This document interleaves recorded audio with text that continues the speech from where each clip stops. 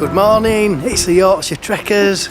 Me and Joe are out again and it's a bit of a dismal day today. It has been all weekend really. We're back in Otley and we've just parked at Walkergate car park. It's free on a Sunday, free parking on a Sunday, which is good. It's always good when it's free. This walk's slightly different in that we're now walking to the bus station, because although we park in Otley and we end up back in Otley, we don't start the walk in Otley, we start it in Menston. So we need a little short bus ride to get to the start of the walk.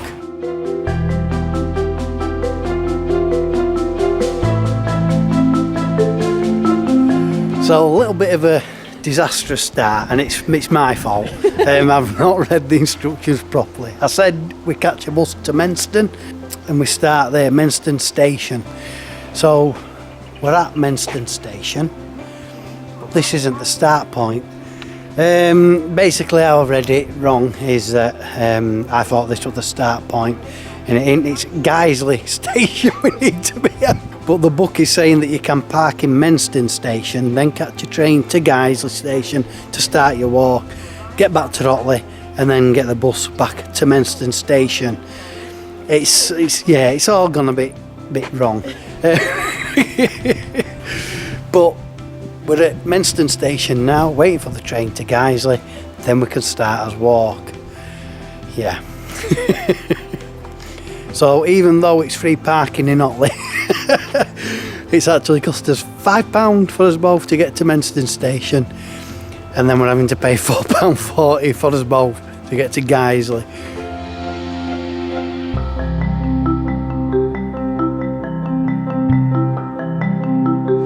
So you come out of the station and you're onto Netherfield Road. If you come out of the station you turn left onto Netherfield Road, I should say, and head down this way. We're going to be passing the old mill first off.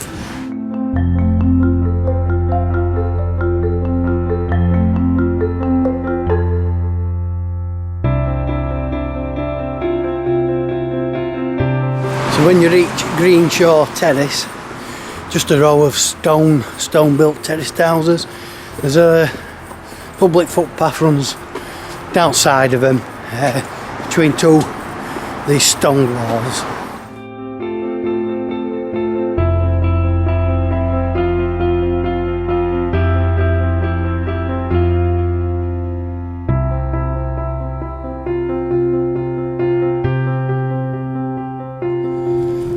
So it might look like we're getting somewhere, but we're not.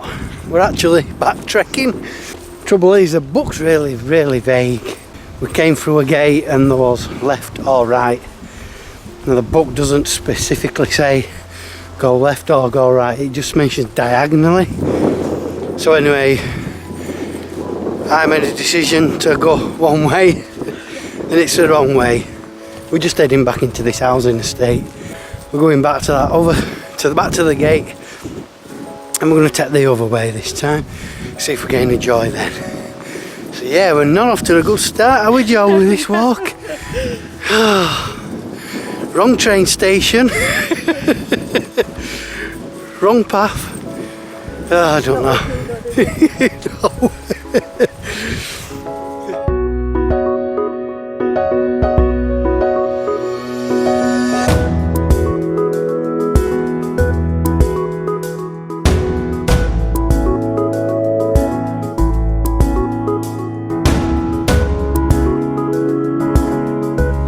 So it's that time of year.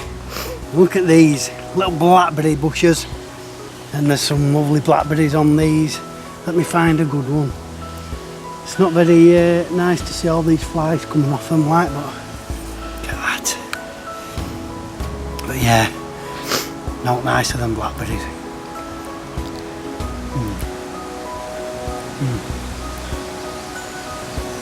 Oh, a bit tangy like, but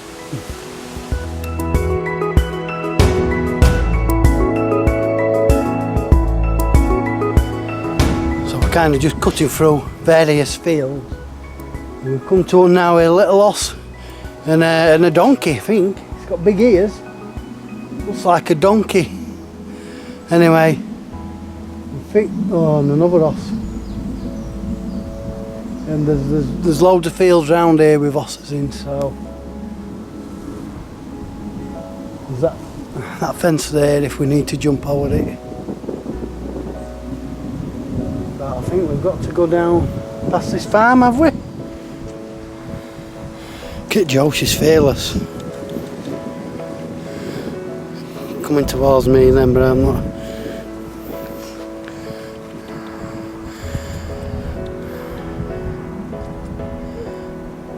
That's a weird thing, that. It's an horse with big massive ears. I've never seen that like it. It's lovely.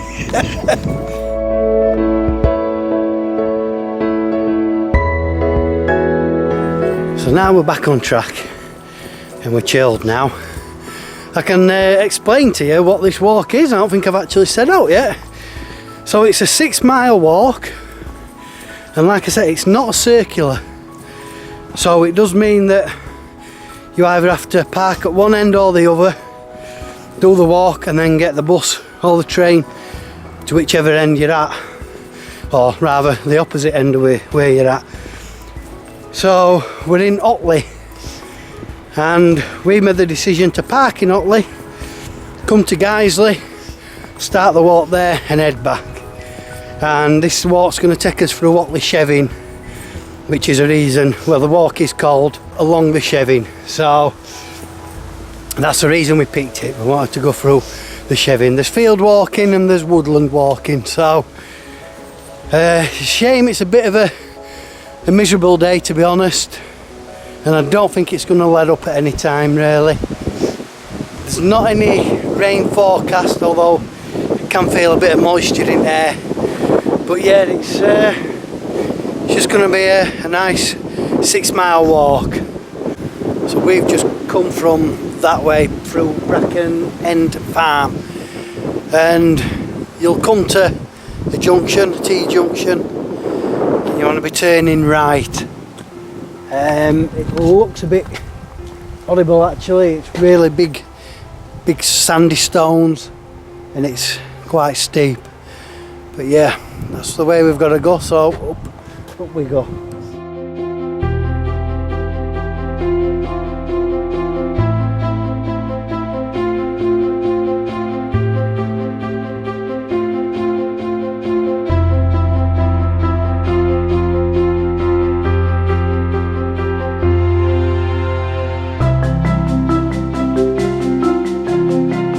So as we come to the end of this lane, we're taking a right now.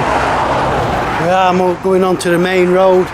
The book's telling us to keep on the right hand side to face oncoming traffic, because some of them are driving a bit like idiots, going a bit crazy. Safety first.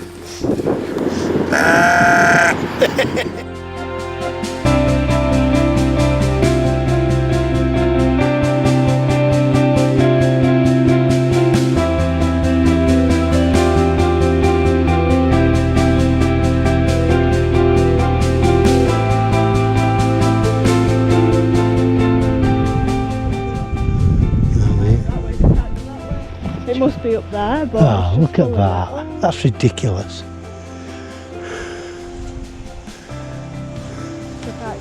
We can't now. No, we can't.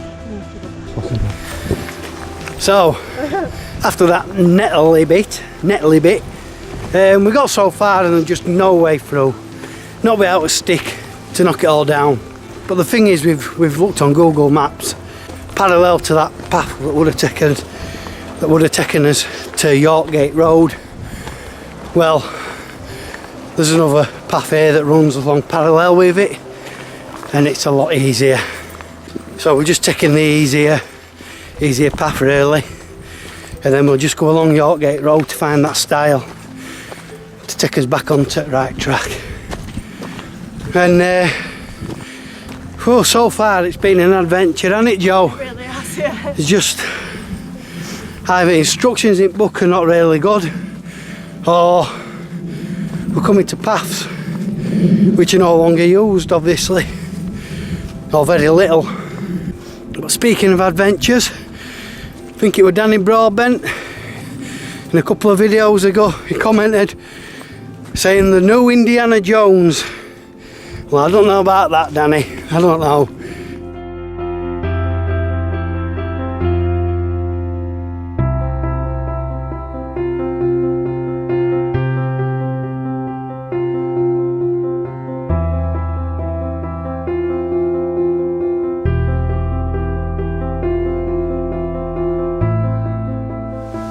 So we've now entered the Chevin, in the thick of it, in all this woodland, and just further up here there's some people swinging about on a tree swing. But yeah, it's just open paths now, and just making his way through this wood.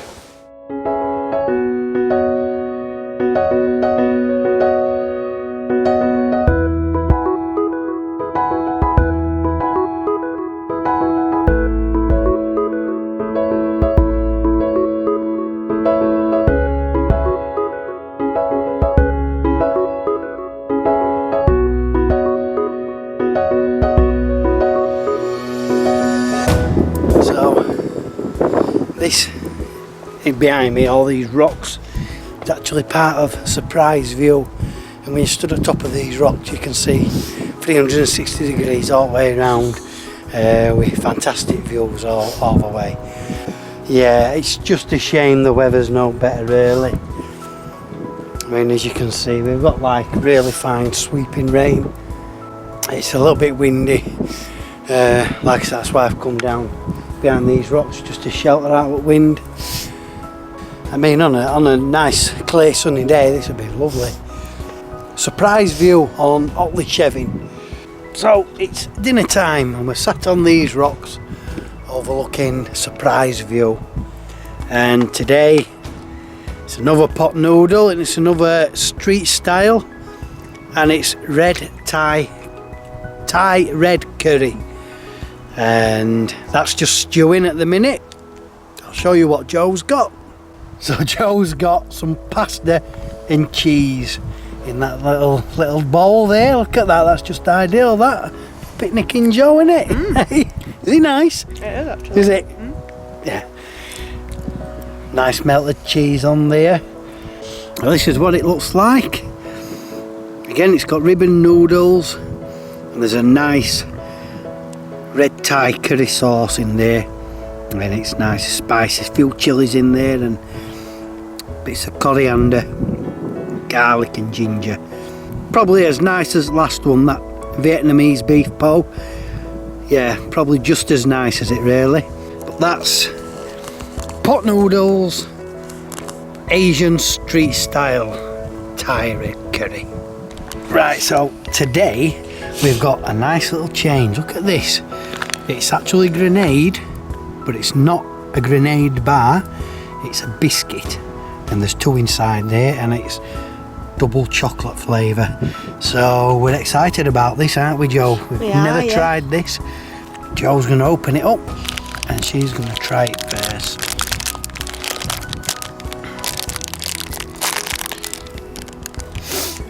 Oh, look at that, covered in chocolate. So it looks like this. Yep. I'll break it. Break it. It's solid. She's got it. A nice little biscuit texture inside. Yep. Yep. It's a bit like inside of a grenade bar. Is it? But just not as chewy. Right. So it's just a biscuit. Yeah. But it's nice. Yeah? Yeah. So it's got a thumbs up from Joe. Mhm. So here we go, my turn. Let's try this new grenade biscuit. Yeah, it is just grenade flavour, just without the chewiness. In fact, I could probably eat these better than the grenade bars from the old Joe, but they're not as heavy. Yeah. Yeah. Really like these. I hope they do different flavours in them. I've never seen them before. No, this is new. new to us. Never seen it before, so thumbs up from me as well.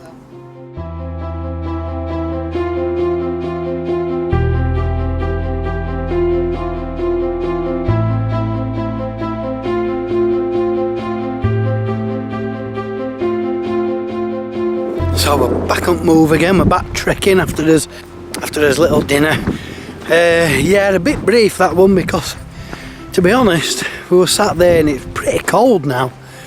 The wind's got up a little bit up the top here, and everything feels really exposed and quite cold. So we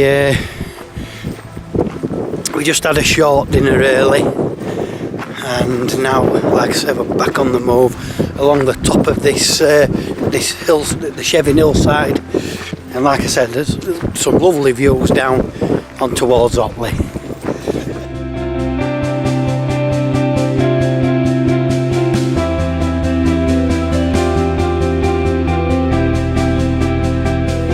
So what's happening now is we're kind of heading back on ourselves, but we're heading down the side of the Chevin.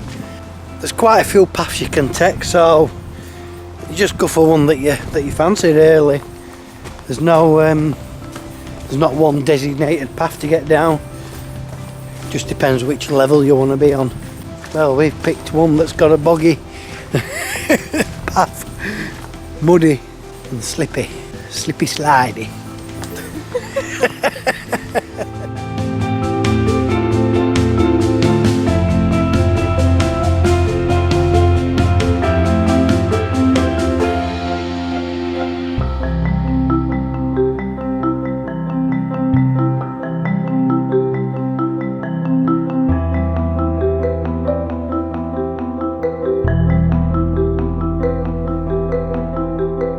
And that's that.